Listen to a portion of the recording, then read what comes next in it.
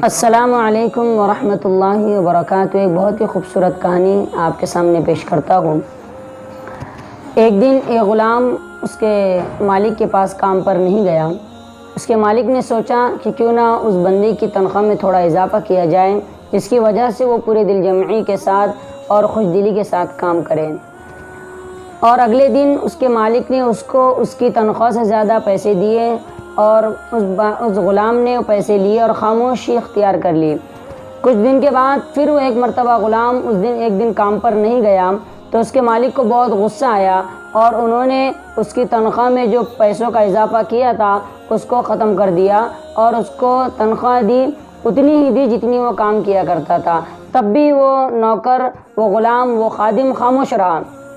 اس بات پر اس کے مالک نے اسے کہا کہ جب میں نے تیری تنخواہ میں اضافہ کیا تھا تب بھی تو خاموش تھا، اور جب میں نے تیری جو بڑھائی ہوئی تنخواہ کو میں نے ختم کر دیا تب بھی تو خاموش تھا۔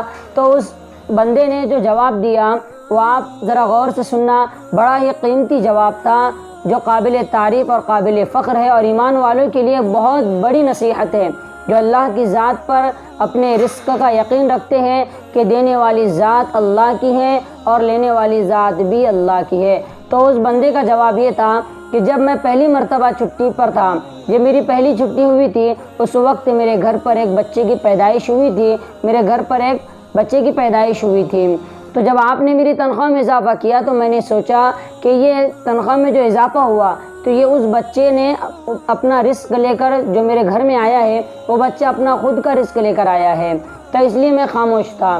اور جب آپ نے میری تنخواہ کاٹ دی، جو میری تنخواہ بڑھائی تھی، جب وہ آپ نے میری تنخواہ کاٹ دی تو اس دن جب میں دوسری مرتبہ چھٹی پر تھا تو اس وقت میری والدہ فوت ہو گئی تھی، میرے امی جان کا انتقال ہو گیا تھا۔